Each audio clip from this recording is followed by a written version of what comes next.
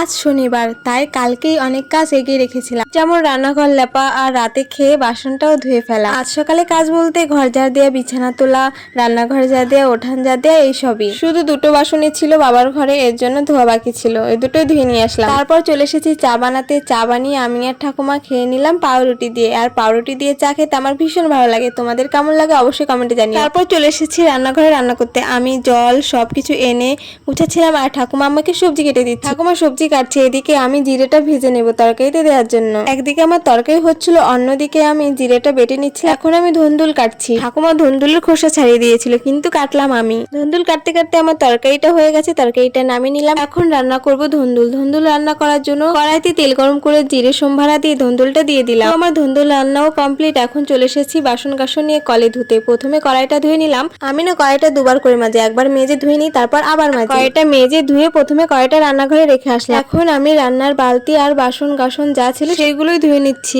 আর আমি রান্নার বালতি দিয়ে কোনো কাজই করি না, শুধু রান্না করি। অনেকের বাড়িতে দেখি যে বালতিতে রান্না করে সেই বালতিতে স্নান করে, ওটা আমার একদমই পছন্দ না। রান্না করবো তো সেই বালতিতে কোনো কাজ করবো না, শুধু রান্নাই করবো। বাসন মেজে চলে এসেছি দুধ গরম করতে। আর ঠাকুমার জন্য প্রত্যেক দিনই দুধ রাখা। তারপর ঠাকুমাকে পুজোর বাসন মেজে দিলাম, ফুল তুলে দিলাম। ঠাকুমা ঘরটা ঝাড় দিয়ে ঘরটা মুছে ফেলেছে, আর আমি এদিকে বাসনটা ধুয়ে ফুলগুলো তুলে দিচ্ছিলাম একে একে। খুব সুন্দর সুন্দর ফুল ফুটেছিল, খুব ভালো লাগছিল দেখতে।